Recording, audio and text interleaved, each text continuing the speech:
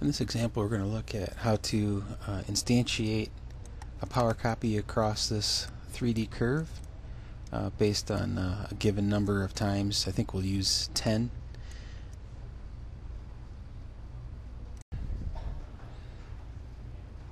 So just to show how it should work, what should happen is we'll create a point on the curve, then we'll create an axis system.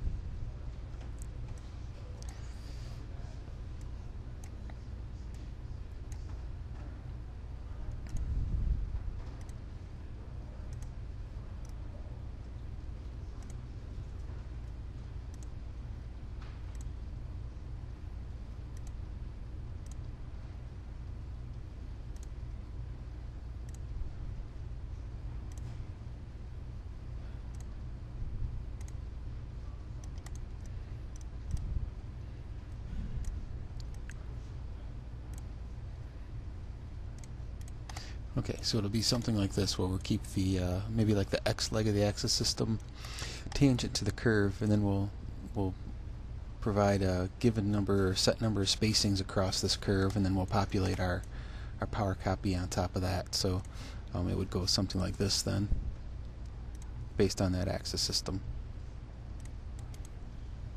There we go.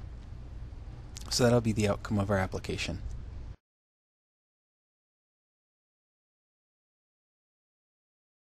To do this, we're going to create a couple power copies. One power copy is going to be of a point, and it's going to be based on a point ratio. So as we instantiate the point as a power copy, we're going to assign a ratio value starting with 0.1 through 0.9. And just so you understand, the input's going to be based on a curve. So we'll supply the curve. We have a published parameter, which is the point ratio, and we'll overload that parameter value each time we instantiate a new point. Then the other power copy that we've created here is this axis system, and the axis system inputs are going to be the point. So we'll use the point that we just created. We'll have the curve, which is going to be this curve, and then we'll use the XY plane as well.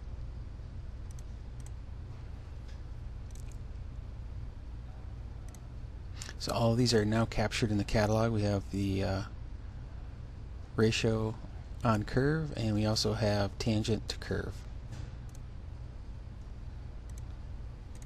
The next step is to update our CAD-FCT file, or a BKT process. So we'll need to filter the catalog for some additional power copies. We'll have to update our loop to include some new features as well.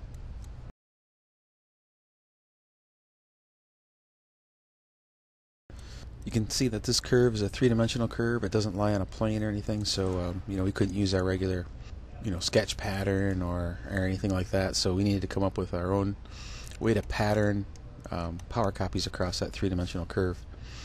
So we have the curve as an input. We have this XY plane as an input as well. So let's run the application once, just to give you an idea of what's going to happen. We'll go to Instantiate Power Copy. So you might notice that a point is being instantiated, and then right after the point there's an axis system, and then finally the cylinder. So let's take a look at what it takes to make that happen. If we look at our FCT file, there's some things that are the same, and there's some things that are different. So these two guys have been a constant. We always start the application this way when we're dealing with a CAD part. The same as our last application, where we have the get axis system, and then we query for the power copy in the catalog, and then finally we're doing this loop to instantiate the cylinder. So this lower section here hasn't changed at all. What we've changed really is from get curve to loop points. So this is the new stuff that we'll talk about now. So get curve, we had to be able to query for the curve within the CAD part so that we could use it as an input for our power copy. So I'm accessing the part level, and I'm outputting a curve. So we'll take a look at that rule there. So here's our curve out.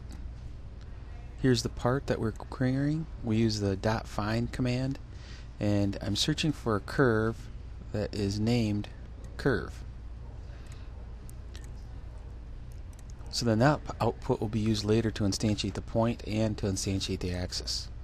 Next thing I'm searching for is a plane that I labeled XY plane. So again, I'm accessing the part, and then I'm outputting this XY plane pointer, and that will be used when I instantiate the axis system. But here's the XY plane out parameter or pointer, and here's the part. I'm using the dot find again. I'm searching for a plane that has a name of XY plane. Then I'm filtering the catalog for my point, and then I'm filtering the catalog for the axis system. And then finally we're ready to start instantiating the point and the axis system. In order to instantiate the points equally spaced across the curve, I'm using point ratio. So I'm working between a ratio of 0.1 to 1. In my loop, I've just entered a value of 10. I want to instantiate 10 points and then 10 axis systems and 10 cylinders.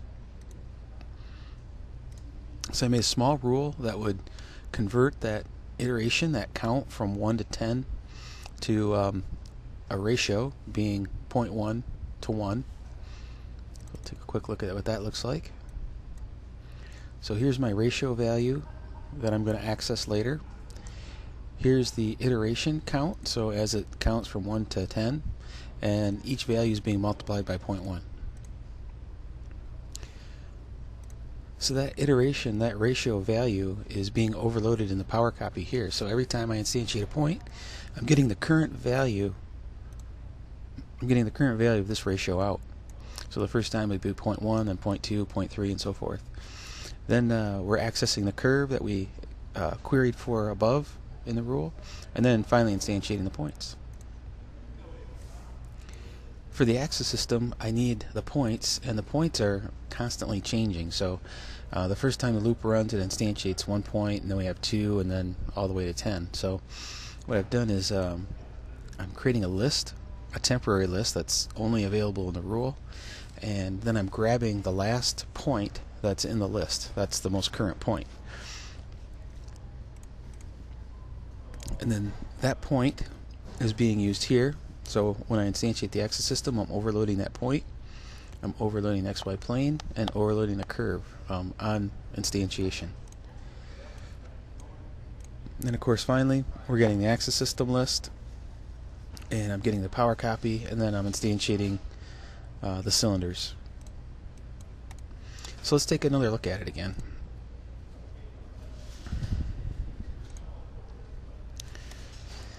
Okay, so here's my curve. We could, change the configuration of this curve if we like. We could add some more curvature to it, maybe. Try to have a little fun with it.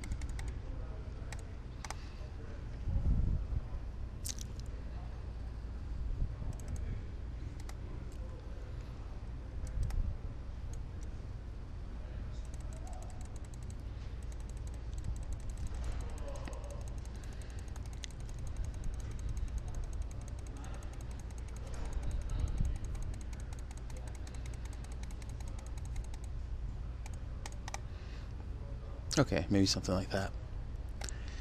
And then we can go ahead and run the application. And again, it'll instantiate the point, then instantiate the axis system, and then finally it'll come back and instantiate the cylinder. Okay, that's it. That's how we can instantiate a pattern on a 3D profile or a curve.